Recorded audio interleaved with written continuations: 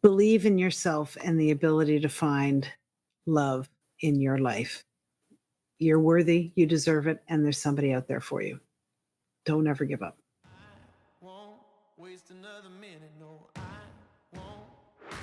Here's the million-dollar question. How do men like us reach our full potential, grow into the men we dream of being, while taking care of our responsibilities, working, being good husbands, fathers, and still take care of ourselves? Well, that's the big question. In this podcast, we'll help you answer those questions and more. My name is Brent, and welcome to the Fallible Man Podcast. Welcome to the Fallible Man Podcast, your home for all things man, husband, and father. Big shout out to Fallible Nation and a warm welcome to our first-time listeners. Hey, thanks for giving us a chance. We know there's a lot out there asking for your attention, so I hope you enjoy the show. Be sure and drop us a comment and let us know what you think. My name is Brent, and today my guest is dating coach Krista Melanson. Krista, welcome to the Fallible Man Podcast. Hey, Brent, I'm so excited to be here. Thanks so much for having me. Krista, I love having these conversations. I love being a podcaster because I get to meet interesting people, and I'm going to get carried away if I go away from my notes too far. So we like to start the show kind of easy going. Krista, how's your trivia, random trivia? Ooh, well, I'm one of those people who likes to think my trivia is great, and then I have no answers. So go for it. Fair enough. Okay. Which country is the band AC/DC from? Is it New Zealand, the UK, USA, or Australia? Australia. Australia. All right. For all of you playing at home, you know the rules. Don't cheat. Make your guess. Write it down. Do the thing. And we'll get back to that later in the show. Now, Krista, I start out with the hard question right off the front. In your own words, who is Krista Melanson? Well, first and foremost, I'd say I'm a mother because I've got 3 kids. And when you have kids, I believe you make a commitment to them from the day you're born. So first and foremost, I'm a mom of 3 kids who are not kids anymore. They're 18, 21, and 24. So they need me less, but I still need them. Second off, I'm a partner, and my partner knows because I told him when I first met him that if push comes to shove, he'd come second place to my kids.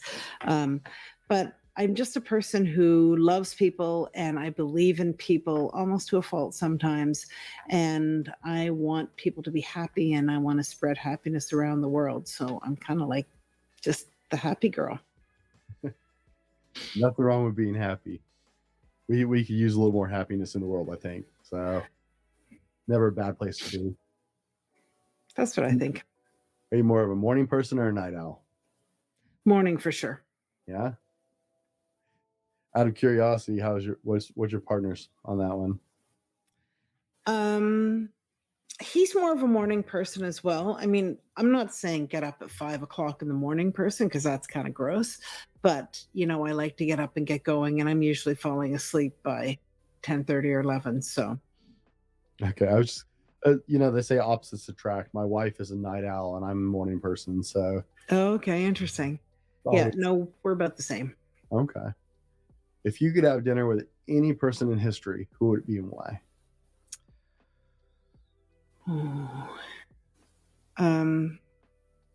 I'd have to say, it's kind of not an exciting answer, but I'd have to say, because I am actually a chef by trade, or I say I'm a recovering chef, I'd love to sit down with Julia Child because she was such an iconic American chef who trained in France. And actually, I went to the same school that she did. And I'm really a foodie, so I kind of like talking about all things food. So I think she'd be a really interesting person to talk to. Favorite ice cream? Haagen-Dazs, pralines and cream. Okay. It's nice to have a fellow foodie on the show. I'm not a trained chef, but I'm minor in chef. That's what I do for stress relief. I cook. Awesome. Yeah, I do too. I love cooking, and I've kind of taught it to my kids a bit too, and I'm interested to see that they like to cook as well. And my partner, he can cook, but we joke about it because he doesn't. But I always say, I heard a rumor you can cook, and he goes, but I do most of the cooking. Okay. I fell in love with cooking when I was younger. I grew up in a family that just everybody cooked, so Awesome. something I've always done. I don't like cooking in small kitchens though. Hmm. Those little nasty galley kitchens, Yeah. You need space to spread out. right? Yeah. So much. Yeah. Krista, what purchase of $100 or less have you made in the last year that's had the biggest impact on your life? Oh, that's a really good question. Well, I have to say, it sounds kind of funny, but my water bottles from Costco, $25 for two of them. They're a little over a liter, and it helps me gauge how much water I drink. And so when I drink two of those a day, I know that I've completed my water consumption. And I think that makes a huge difference in your life. My mom always used to say, my mom was very young looking and beautiful. And she always used to say, drink lots of water, it makes your skin wonderful. So I always keep that in mind and try and drink all my water. Okay.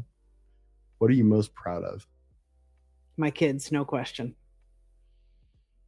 I didn't think that one was going to be a stretch for you, but yeah. What's Yeah. one random fact that people don't know about you? I really like SpaghettiOs. Like this Chef Boyardee? Oh yeah. Oh, yeah? In the canned SpaghettiOs. And to make it even worse, I like them with white bread. I can't criticize. I still love Top Ramen. Right? There you go. What is one thing everyone should know before we dig into today's show? You mean should know in general about life or about me? About you. I tell it like it is. I'm never going to fluff something over to tell somebody what they want to hear. I'm just not that person. I never will be. I never was. And consequently, that spills over into my parenting and my partnership and my business and everything. What you see is what you get. I am me. I love it. Love it. Guys, we spent just a few minutes getting to know who Krista is so that as we go into the next part of the show, you know a little bit about her. We're going to dive into changing your mindset about dating. We're going to roll our sponsor, and we'll be right back with more from Krista Melanson. How well do you sleep at night? Do you toss and turn and wake up more tired than when you went to bed? Sleep is commonly one of the critical elements people fall short on in their life. The quality of sleep you get directly affects your ability to control your weight, your ability to add muscle, your stress levels, and your everyday job and life performance. If you're ready to move to the next level, then sleep has to be part of the plan. Check out our friends at ghostbed.com if you're ready to get your best sleep. I love my ghost bed. I've been sleeping on one for a couple of years and has made a huge difference in how I sleep. Hit ghostbed.com and use the code the Fallible Man 30 to get 30% off your order and start getting better night's sleep tomorrow. Now, let's go on to the show. Guys, welcome back. In the first part of the show, we just spent some time getting to know who Krista is before we continue this conversation. In this part of the show, we're going to talk about changing your mindset on dating. And Krista, I got to admit, I was like, when you and I connected, I was really excited about the possibilities in this because this is a really uncomfortable topic. And this is not something that I actually can really help my audience with. I've been married now for 22 years. That's awesome. And when guys ask me about dating, I'm like, I try and date my wife. It makes my marriage better, but it's really not my. So I'm really excited to get some insights from you today about dating because this is just not my field. Now, for those of us like myself who are way off this, I like what little bits I see on the modern dating scene just scare the crap out of me. Can you give us some insights? What does it look like dating in 2023 in the 2020s era? Well, I'll tell you the word that I used to use and made me start doing what I'm doing is it's soul crushing. It's embarrassing, it's humiliating, it's uncomfortable. And I haven't met anybody who right off the bat says, "Oh yeah, I love dating. This is great, the prime of my life." Nobody feels that at all. And I mentioned earlier I have a 21-year-old daughter, so um I talk to her about dating too. Of course, I know nothing and I'm a complete idiot when I'm talking to her, but I do hope that she hears it and processes it and turns it into her own idea, whatever. But it's difficult because today's world, and I'm not even going to say one generation in particular, because as a 57-year-old person, I do it myself. We hide behind our phones and we hide behind our screens, right? And I'll tell you, years ago, we went to the dentist, and we were in the dentist's office. I had all three kids for a dentist appointment, and two kids that they knew that they went to paddling camp with every day came into the office because they had appointments on the same day. And when we left, I said, "Did you see those guys there? Did you say hi?" And my daughter goes, "Mom, you don't just say hi to people." And I'm like, "Yes, you do." And then at 9 o'clock that night, she gets a text, "Saw you at the dentist today." And I'm like, okay, like this is crazy. But this is what people do. They hide behind their phones and their screens.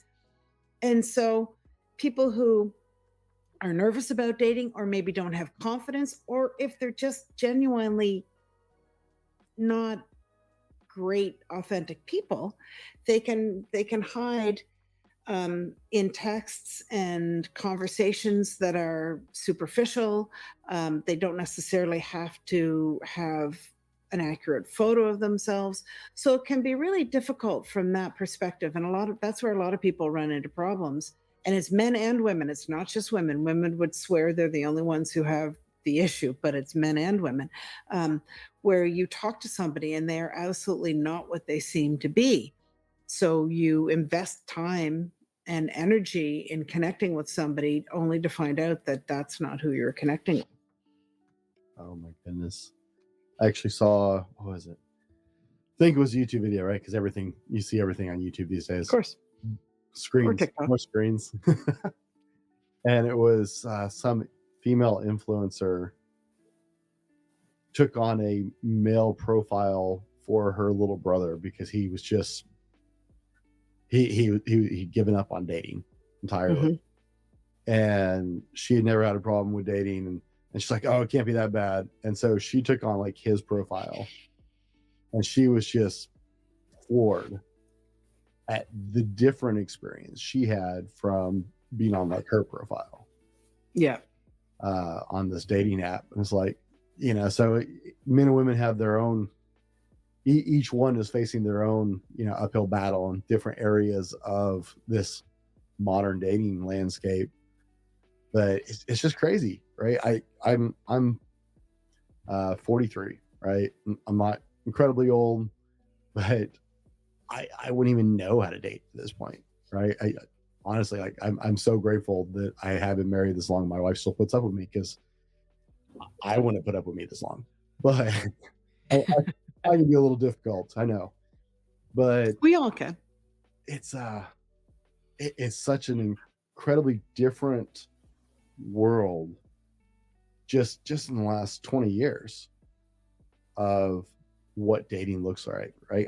I grew up, you met a girl at school or at church, and chances are that's whoever you ended up marrying was coming from school, church, or college. Yep. Where it came from, right? So now I have friends who go to the bar to meet people, or it's like, are you going to the bar to meet people, or are you going to the bar to drink or hook up? Right? Is that really?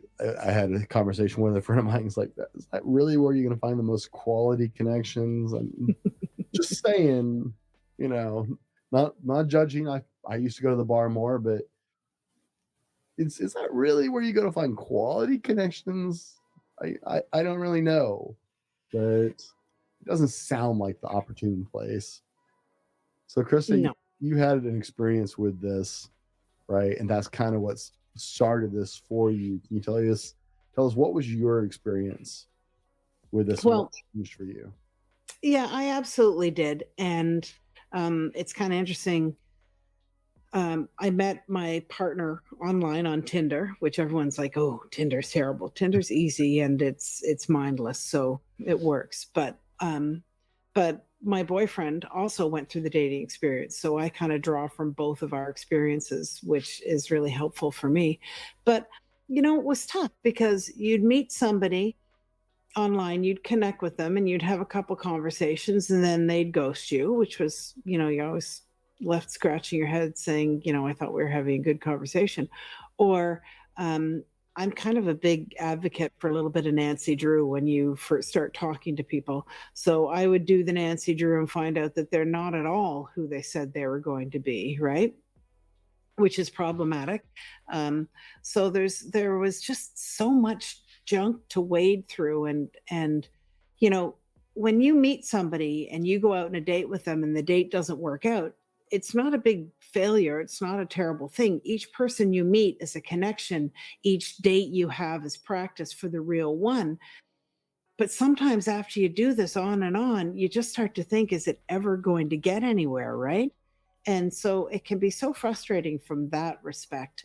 And, a lot of the connections, like I said earlier, where you meet somebody and you connect with them, but then they don't turn out to be who they said they'd be. They've got a picture that's 20 years old, and you go to meet them in a restaurant, you walk right past them because they don't look remotely familiar. And that's frustrating too, right? Because honesty, I mean, for me, honesty is huge. That's a deal breaker if somebody is dishonest or misrepresents themselves or whatever.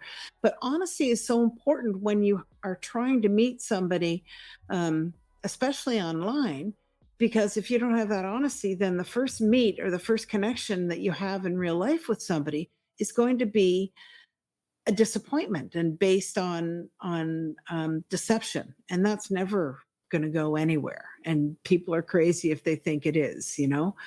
So it's really hard to keep positive and to stay with it. And you hear so many people say, you know what?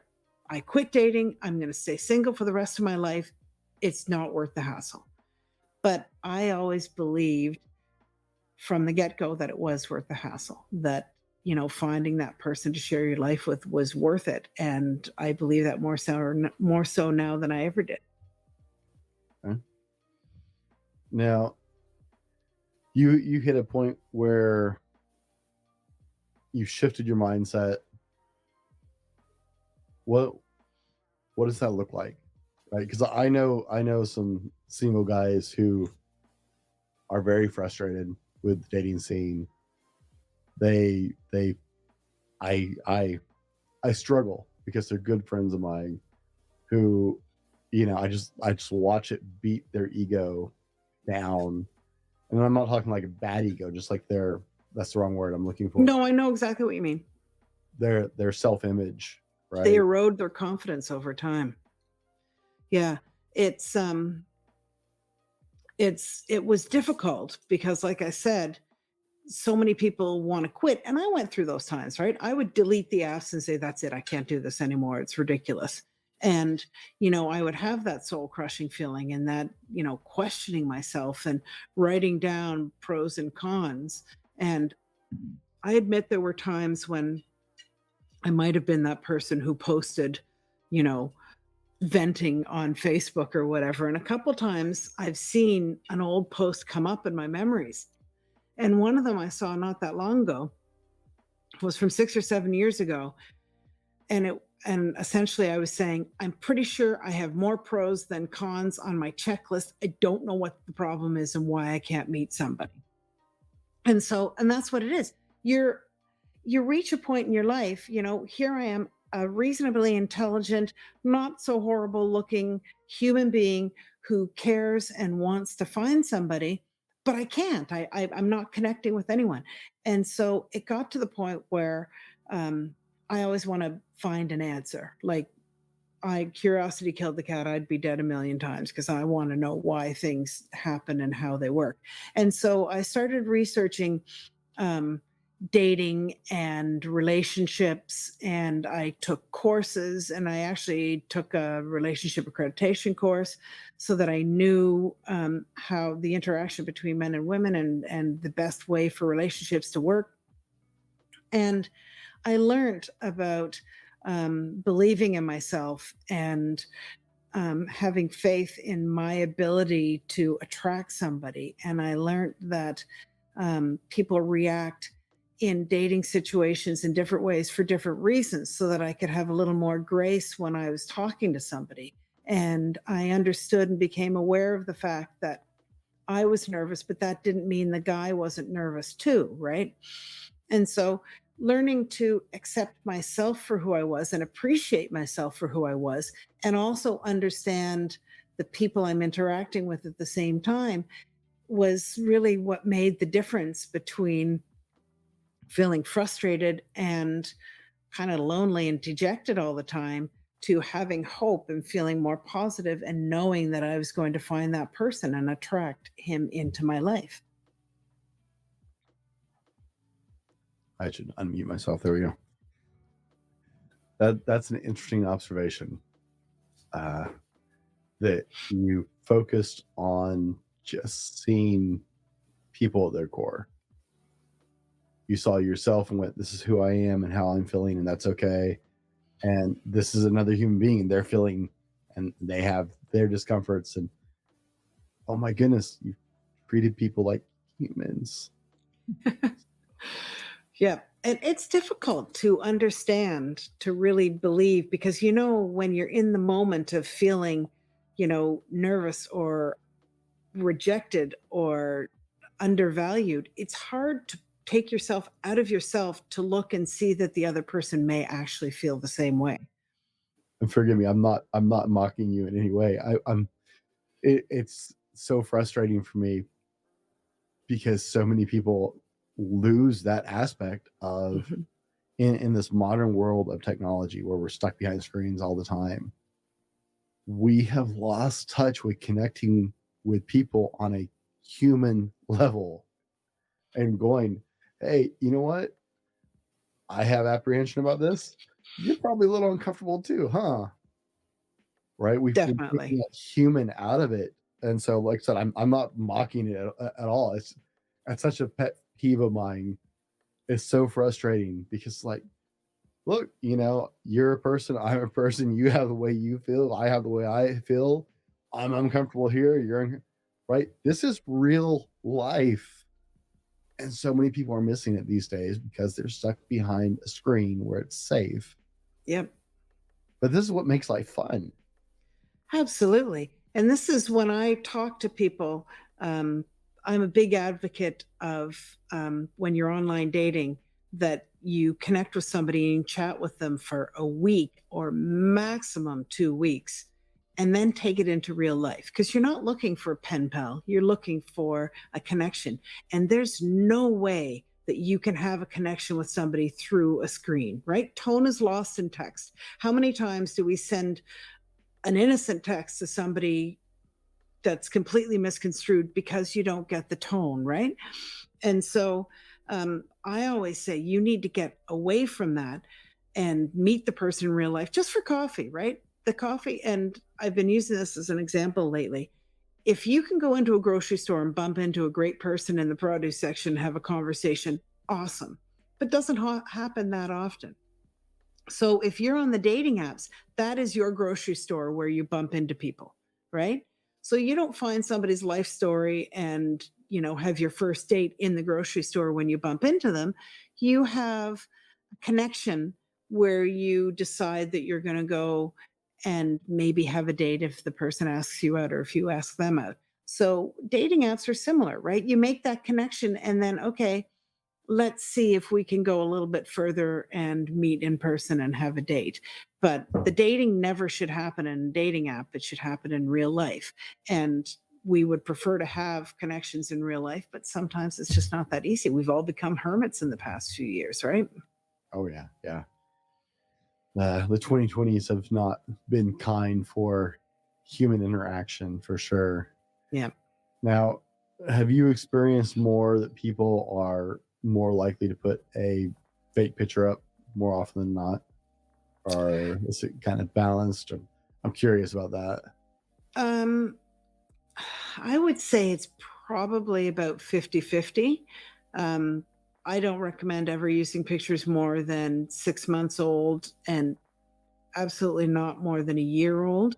When I was on the dating profiles, my pictures were all very current, and I'm not totally photogenic. Like, a good picture of me is somewhat hard to come by, but I rifled through my pictures and found the ones that looked best, but were authentic. And, there's nothing worse than chatting with somebody and going to meet them and they look nothing like their picture. And you don't want your first impression to be disappointment. I mean, that's just not how you want to start a dating situation, relationship, whatever you want to call it. So I think that a lot of people do put fake pictures up there. The other thing people do, not necessarily fake, but that one time you went to a black tie affair and you look absolutely amazing. You put that up there, but you really like hunting and fishing and going on your four-wheeler every weekend, right? It may be a great picture of you, but it's not a good representation of who you are. So that you have to keep that in mind as well. So complicated. So complicated. Mm-hmm. I know for some people, like I've had to get better about like pictures of myself and actually having current pictures of myself in being a podcaster and the stuff I do these days. And it's like current picture. It's because your hair doesn't look right, right? It's because I don't look right. I look at myself and go, nah, I'm not that old yet. But we're our own worst critics. We are for sure.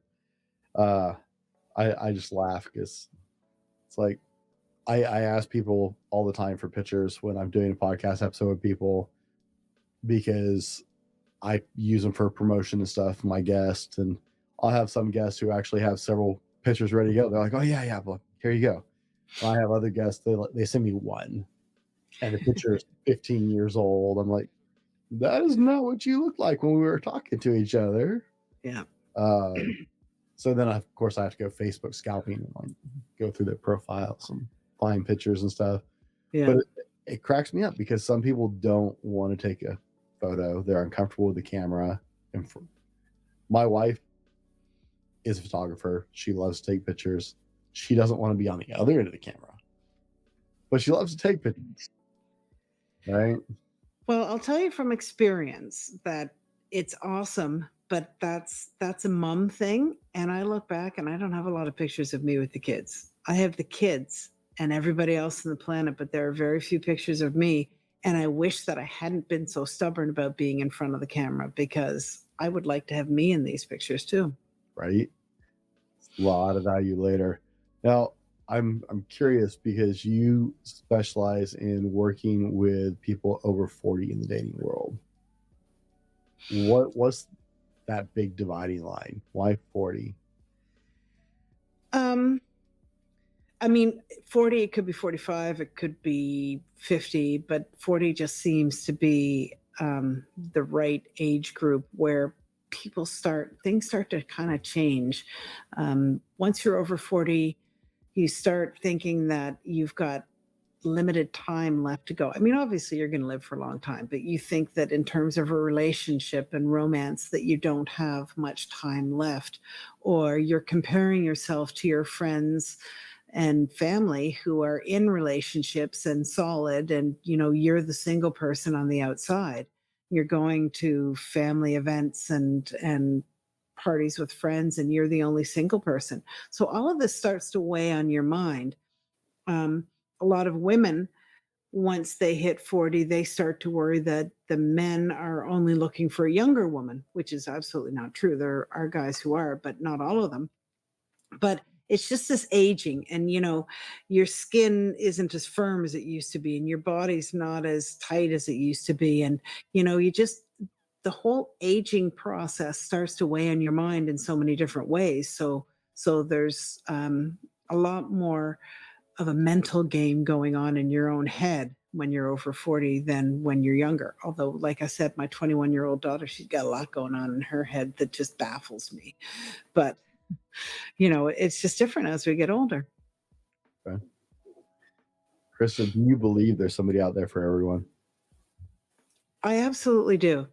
And, I guarantee you there are people out there who think I'm crazy when I say this, but I really do think that, because we second guess ourselves and we think, okay, well, I'm not as pretty as that girl over there, or, I'm not as physically fit as that person over there. But the truth of the matter is that there's somebody for everybody, because everybody likes different people. I mean, have you ever had the situation where somebody says, "Hey, look at this woman, isn't she beautiful?" And you think, "Well, she's okay, but not my cup of tea." And that's everything. And that may be an incredibly beautiful, perfect body woman, but it's not necessarily your cup of tea for whatever reason. And it's because of our choices like that and the differences in us and human beings that I know there's however many, 8 billion people, 80, 8 billion. 8 billion people in the world. There's somebody out there for you. I mean, no matter who it is. And I know that all 8 billion are not in your back door, but there really are. It's just a matter of understanding what you want and what's important to you, the must haves versus the preferences, right? And sometimes not having that preconceived notion of who it is that you want in your life is the big key to unlocking finding the person who really is right for you. I think that's incredibly insightful.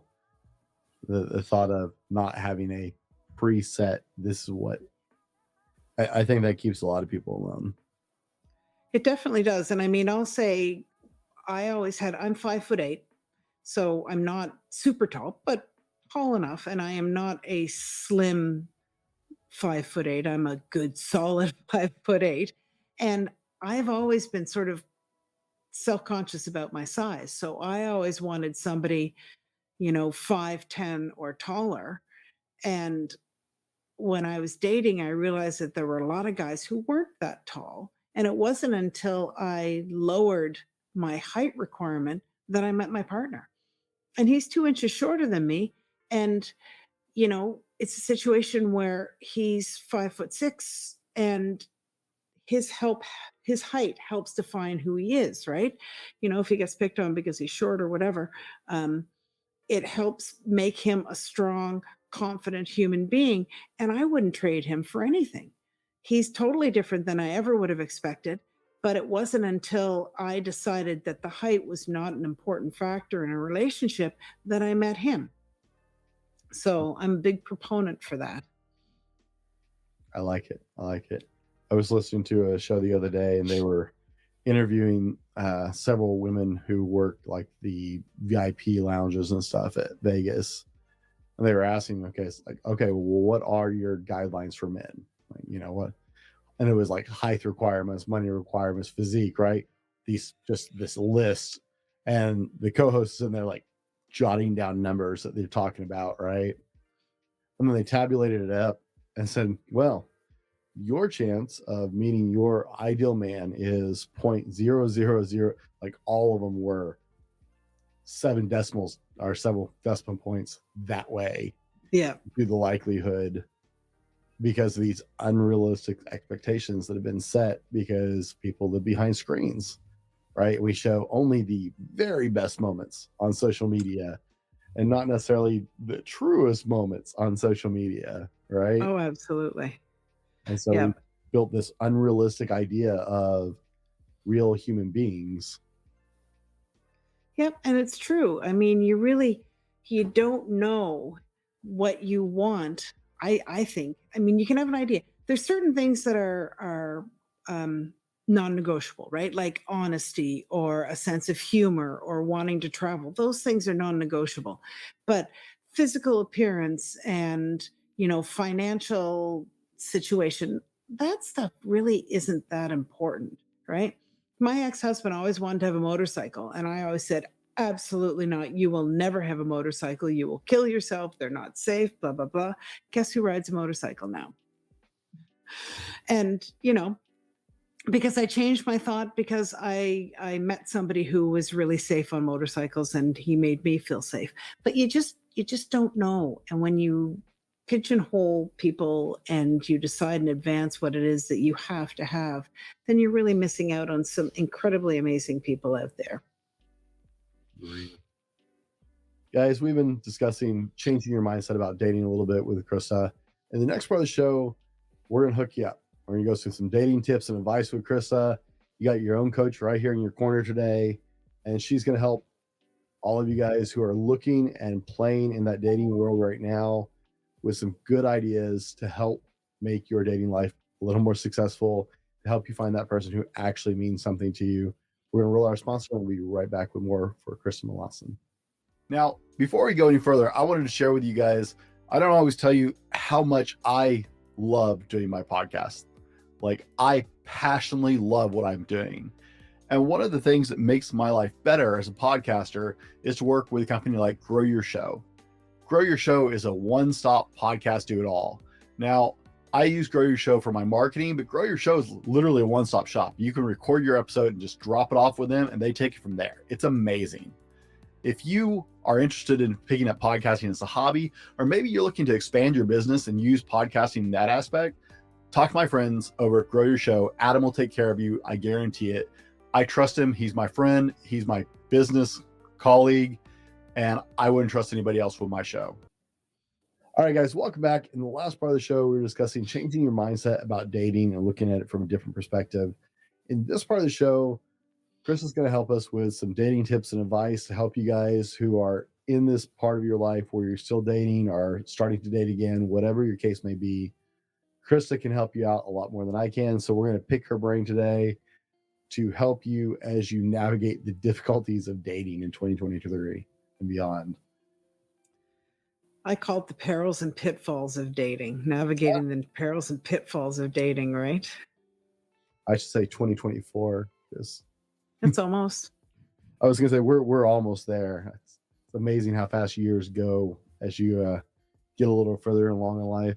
I used to think time was like, oh my goodness, holy mackerel, it's been a year. Now it's like, wait, we're already there again. Yeah. I still got a lot of 2023 left in my head. Right. Nope.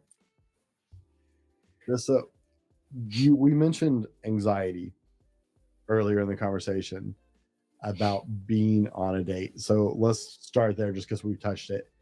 How do you advise people to help deal with anxiety when it comes to taking that step, right? Just either saying yes or setting up that date or starting that conversation even? Well, I think a great way to reduce anxiety is to reduce expectations, right? So don't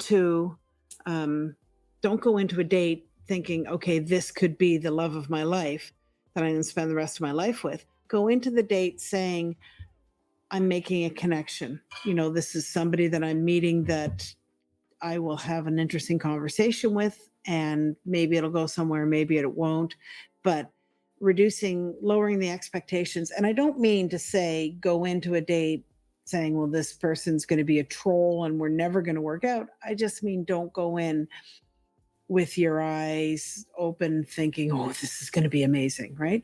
So if you just go in with the idea that it's a connection, then you're going to be far better off when the connection is, a higher quality or a lower quality. You're not going to be so crushed when that happens. Okay. Now, obviously, app-based dating is kind of where everybody's at these days. It's become the place to meet people. I know some people still trying to meet people, whether at church or at the gym or whatever, and that's great. Please meet people where you can meet people. Absolutely. But dating apps are not going anywhere. They're kind of part of the new normal.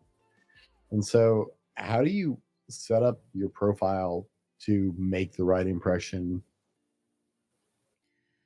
Profiles are great. They're like a landing page for you, your sales page, so to speak, right?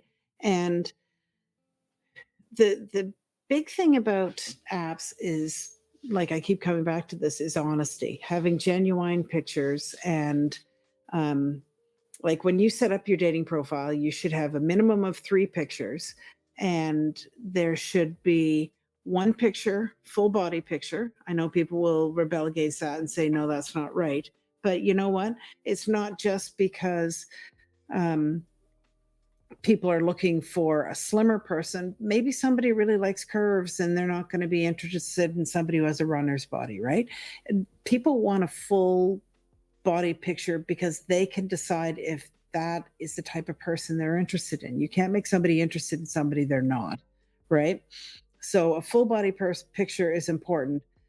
Don't put pictures in with somebody else because you've got a group of guys there and you don't want somebody looking at it going, hey, that guy's cute, but that's not the guy whose dating profile you're looking at, right? So you don't want to do stuff like that. Um, don't put pictures, I said earlier, that are not realistic in terms of who you are and what you like to do. So if you've got a picture of you hiking one time in your life, but you really like to Netflix and chill, then don't put a picture of you hiking, because when you attract a person who is into hiking and outdoors and all that stuff, you're not going to have anything in common with that person.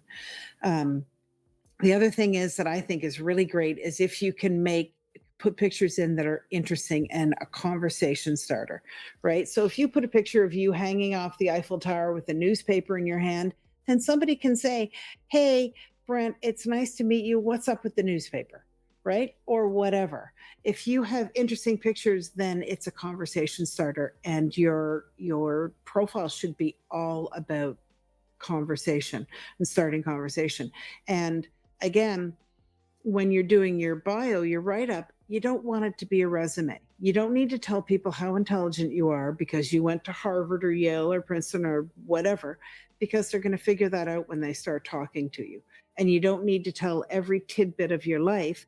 You can make it more interesting with a paragraph that says something like, hey, I have been on a lot of dates, but I'm really looking for my last first date, which means you're looking for a relationship, not a hookup, right? So you found a nice way to say that without being sort of overt about it.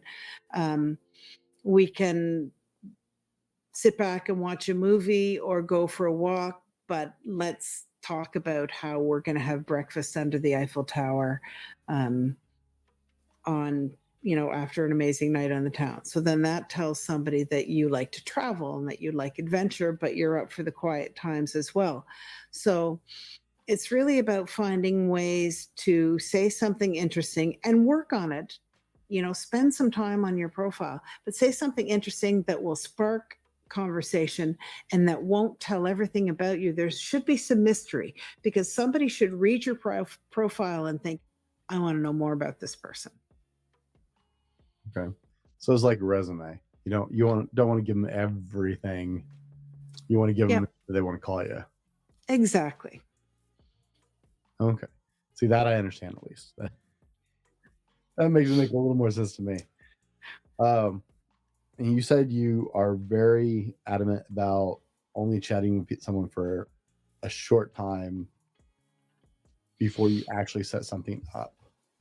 Yeah. How do you set something up with somebody so you set yourself up for success in that event? Well, you don't want to pay pen pal, right?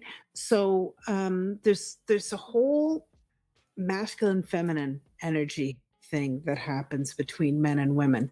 And I'm a firm believer that when a woman is looking for a man or a man is looking for a woman, we are best served when we're in our own energy, right? So women should be leaning back in a more receiving energy, and men should be in more of a giving energy. So women, they can say something like, it's really nice talking to you, but I'd prefer to do it in person. But by the same standards, the man has to be willing to say, I've enjoyed talking to you. Can we please get together for coffee, because I'd like to meet you in person? And I think that when I say that they should meet after a week, and preferably a week, because that's all you need to know is if somebody's going to be interesting, you want to meet just for a coffee date, 20 minutes, half an hour, something that's a short time frame that you can get out of easily in a public spot so you're safe. And that is your initial meeting to decide if there's any chemistry and you want to go through with the first date. So make that first meeting just a short coffee meeting, and then the pressure's off because it's not a date. There's not a lot of money being spent. You don't have to spend a lot of time with this person. It's, hey, let's get together and see if maybe we want to have a date. Okay. Yeah, I like that idea. I think that there's a lot of pressure when you start to go, well, how do let's plan this out. We talked a little bit, but I still don't really know you. So how do I plan this? Is she gonna like this? Right.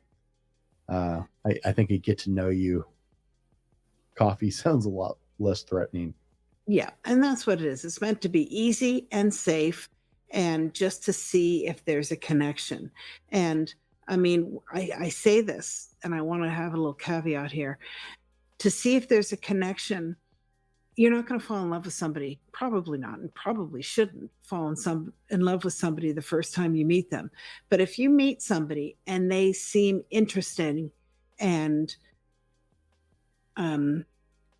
you could see yourself spending some time with them, it doesn't have to be like a heavy duty sexual attraction right from the beginning, because you can know somebody for a month or a year as friends, and then things change, right? So I also recommend that people give others a chance. Don't look for that insane chemistry on your coffee date and say, whew, we are going out on a date and it's going to be electric. If you meet somebody and have a great conversation, when I met my partner, we went to Starbucks, we talked for 2.5 hours, and I said, okay, I will have a date with him. And there was a connection, but there wasn't like insane chemistry from the get-go. But it was somebody that I knew I could spend time with and would like to get to know a little more. So I just challenge people to give a good person a bit of a chance, because you need to know them a little more before a really good connection happens anyways. And a lot of people will go into a date or a coffee date thinking there's got to be fire right from the get-go, and that's not necessarily true. I'll definitely agree with that. I married my best friend.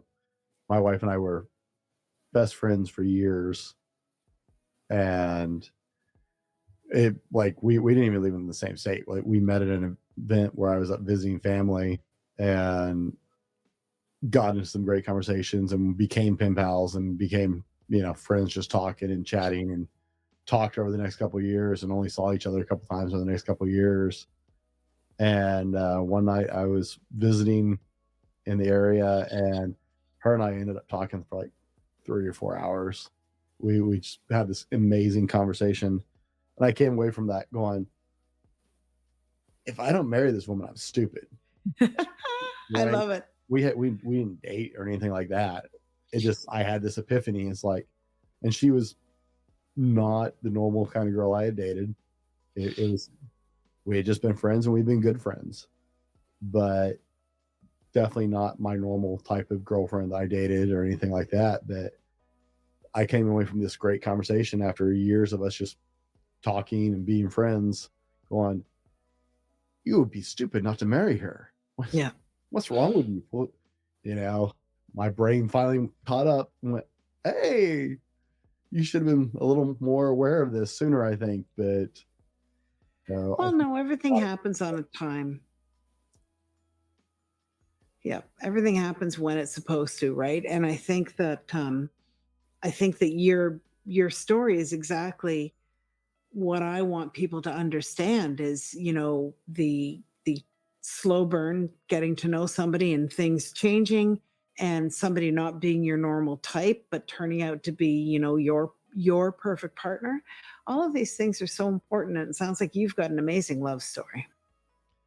I'm truly blessed. But yeah, that's one of the things I've tried to tell so many of my friends over the years, though, who are still in the dating world. It's like, this is the type of girl you always pursue. So far, that hasn't been exactly what's working for you. So maybe you consider that there might be another path there, right? You might broaden your horizon on this, because it surprises you. I wasn't looking for a romantic relationship. It grew into an amazing relationship. Yeah. And that's awesome.